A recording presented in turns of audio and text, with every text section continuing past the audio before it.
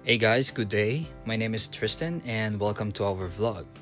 So, currently we are in Singapore, but we are heading back to the Philippines this evening. Alas 8 po ng gabi ang aming biyahe. But the thing is, my wife can't make it kasi meron siyang work this time, so hindi niya kami maihahatid sa airport. So I just have to book a Grab by myself and leave her phone here sa kwarto niya later on. So hopefully, maging smooth lahat kasi wala akong cash na dala kung sakali man. So we are at the airport and we made it, guys. Now, quick check lang sa ating bagahe, especially dito sa luggage natin, no? So, chine-check ko lang yung mga corners and every pockets of this luggage kasi malay mo, meron akong hindi nakitang bala dito. Pag nga taniman na tayo ng bala ay mahirap na. So, kailangan ko lang manigurado. Anyway, I think hindi naman yun nangyayari guys sa Clark Airport. Siguro madalas yun nangyayari sa NAIA pero hindi siya nangyayari dito sa Clark. Wala pa ako narinig na ganong incident dyan. So, but anyway, just to be sure, I also have to video this. And kailangan nating i-check yung every zippers as well, itong extension zipper, no?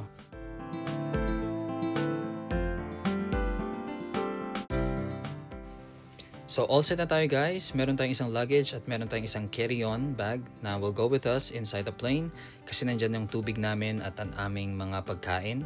Mahirap na magutuman sa loob, di ba? So before we move on, I just want to give you a quick tour of this place.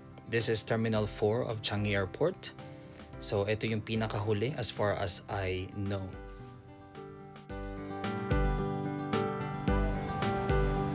Yan, so lakad lang tayo guys ng konti around this place. Yan, ganda oh.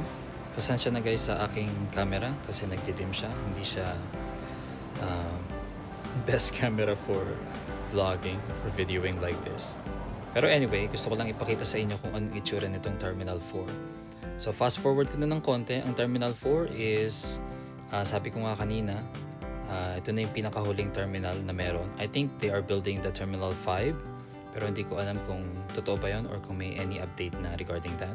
So itong Terminal 4 guys is pahaba lang siya. So parang rectangular. And ganito lang yung itsura niya. So andyan yung mga tao nag-aantay. Pwede silang umupo sa gilid-gilid. Tapos may mga cafe din somehow. Yung mga restaurant dun sa taas kanina. Makikita natin. Ganyan. So malaki siya. At malamig.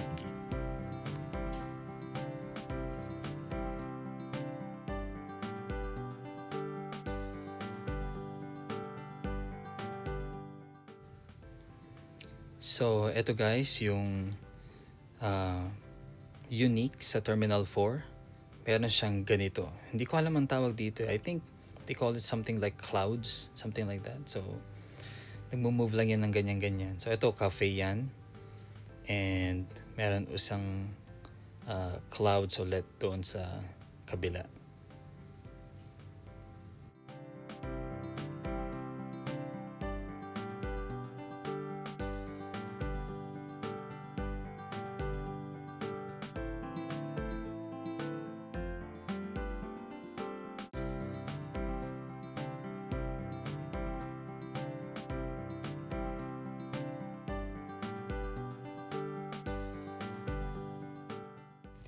So, we are almost done with our mini tour.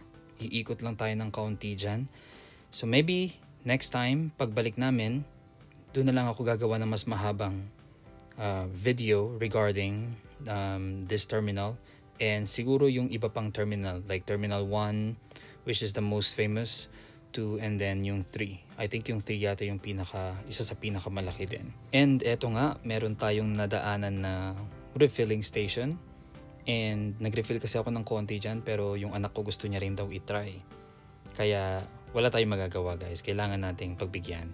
Medyo matagal nga lang. Ayan o, ang tagal.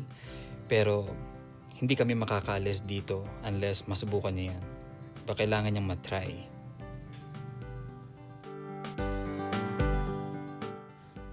Okay, so check-in time.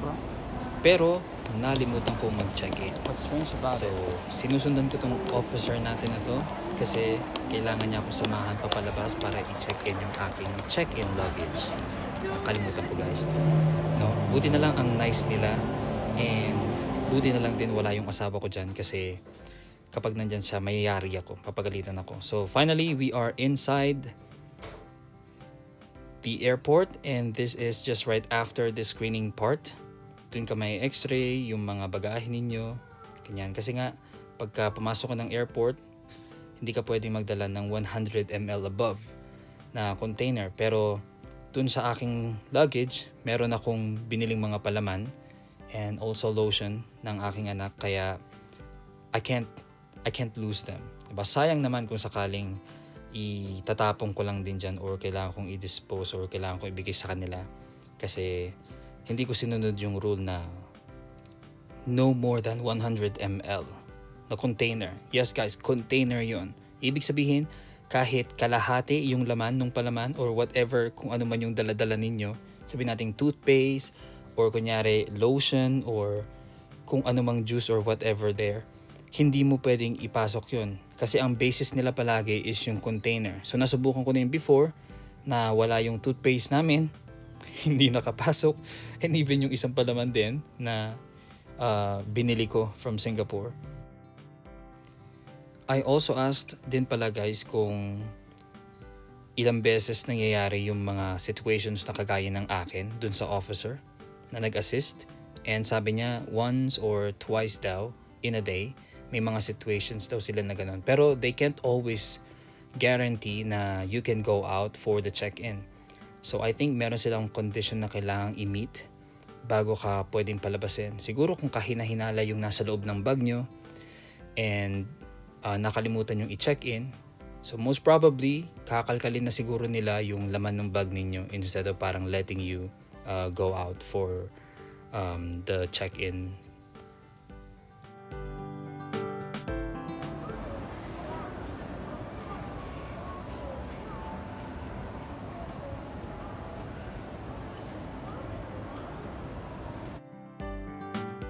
So from here on, ang goal na lang namin is hanapin yung aming gate, which is G1. And sabi doon sa bulletin, yung G1 daw is bagong gate. So never pa ako nakapunta doon before. Kaya according sa ating direction, kailangan nating i-take yung right. And also this part, if fast forward ko na rin ng konti yung video kasi medyo maalog. So hindi ko alam actually kung paano yung ginawa kong paglalakad dito. Napaka maalog nung ating camera.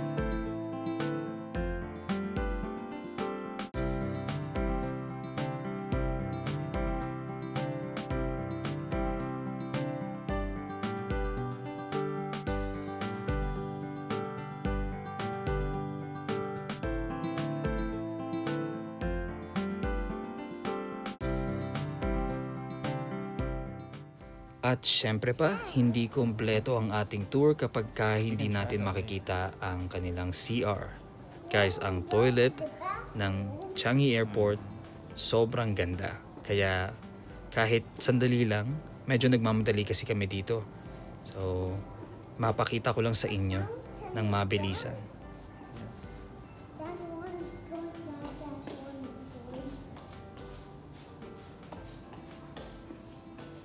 Yan, ang mga salamin. May tissue lahat at walang mark ang mga mirrors, urinals. And nasa dulo yung cubicles.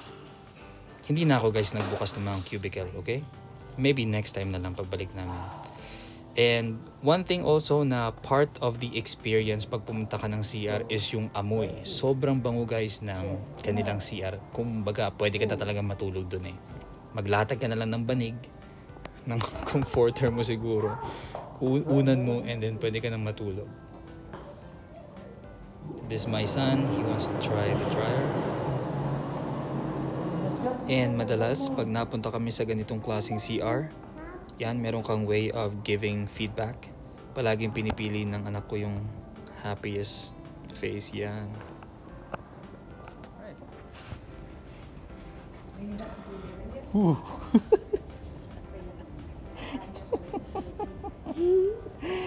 Yeah, that's it. What is that? Okay, sanitizer.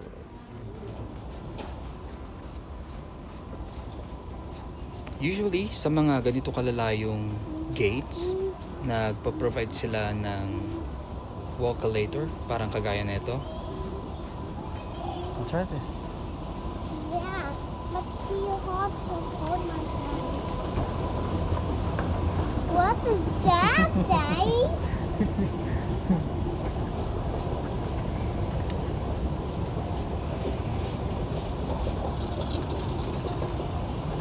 Daddy, don't walk. I think I want to walk so much.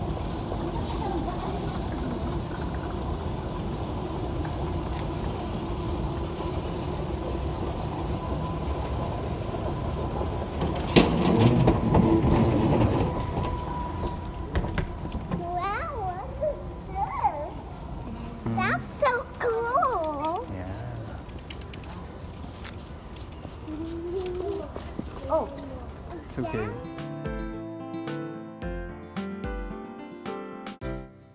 Nada pa, pero dead ma lang. Fully carpeted ang ating floor, so kahit magpagulong-gulong pa siya, it's fine.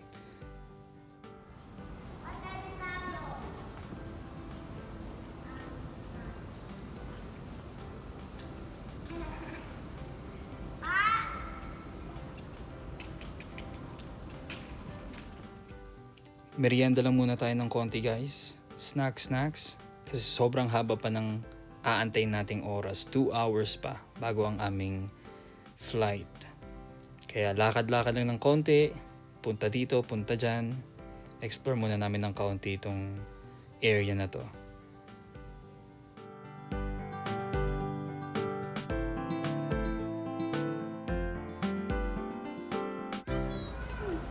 And bago ko malimutan, meron din silang pa-free arcade guys dito sa area ng gate namin.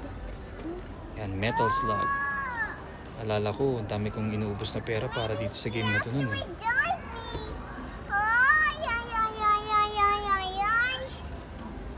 One more time. Okay, go. Shoot up. Shoot up. Helicopter is coming. Oh no, you have to.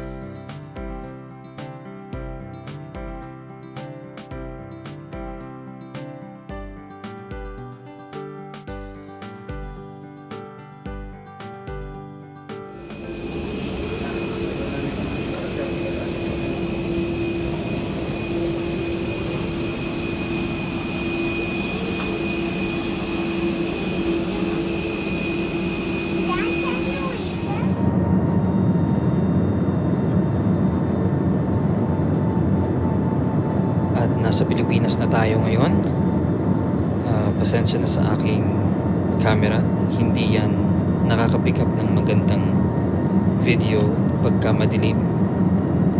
So, parang feeling ko tuloy nung tinitake ko tong video na to para ako nasa kalsada lang din.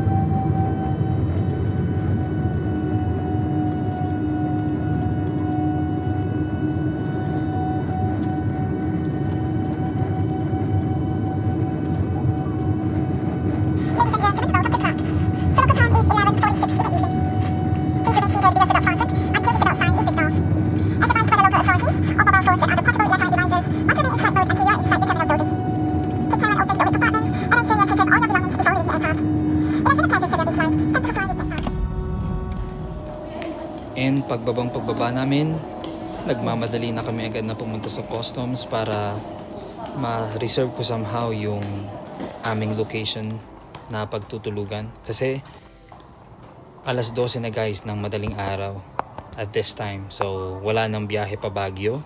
Kaya kailangan namin makahanap ng maayos na tulugan. And meron akong isang alam na area.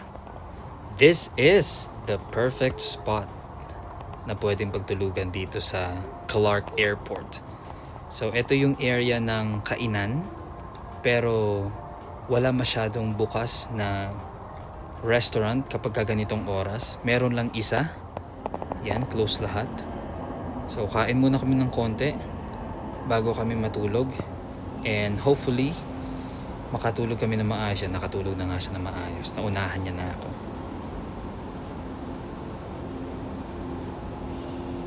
Nakakapagod ng sobra yung biyahe guys. So ang ginawa ko, tag-isa kami ng higaan and nilagay ko yung luggage doon para kung mahulog man siya kung sakali may sasalo sa kanya. And guess what? It happened. Yeah. This is the first time na mahulog siya. Pero nakatulog ulit. And that's the second time kasi nahulog siya ulit ng madaling araw. So binalik ko lang siya ulit sa higaan niya.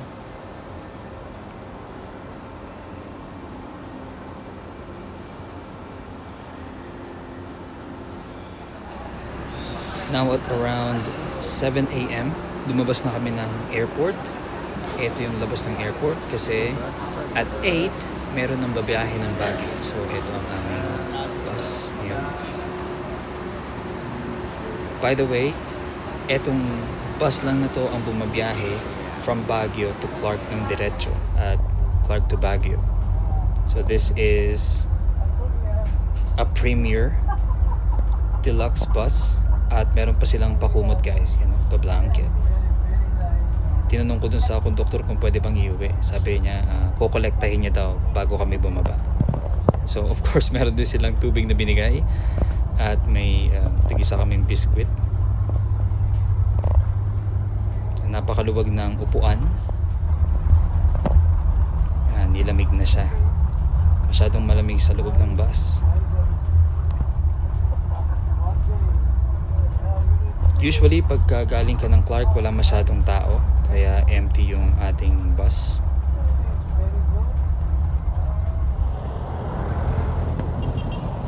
Now at last we're in Baguio and akyat lang muna tayo sa SM para kumain kasi it's already 12 noon and marami pa akong lilinisin sa bahay for sure pagbalik namin. Kaya kain muna kami ng konti kahit di kami masyado nakatulog. Kailangan namin yon para may energy maglinis.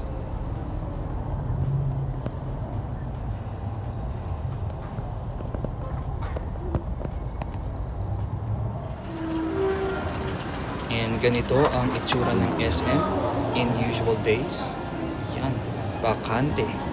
Wala masyadong tao. Kaya sobrang ganda maglakad. Pero kapag holidays, ako, puno to at ayaw naming pumunta dito kasi sobrang daming tao. Pagdating namin ng bahay, nagmemerienda na ulit ang bata. Wala pang nalinisan. Wala pa tayong nasimulan. Pero look at that guys. Wow. Sobrang daming anay, langgam at alikabok. Yan. Kailangan kong linisin lahat ng yan. I think it will take me 2 days para matapos lahat ng to. And hanggang dito na lang guys tong video na to. Maglilinis na ako. Thank you so much for joining us from Singapore, Airport of Singapore to Baguio City. So this is not the first video. Hopefully na magawa ko. And hope to see you again in our next vlog. Yan, sobrang dumi. Dami kong nakolekta.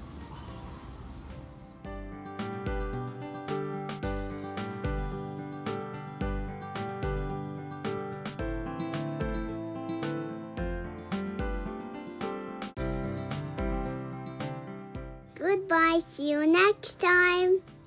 Subscribe our channel.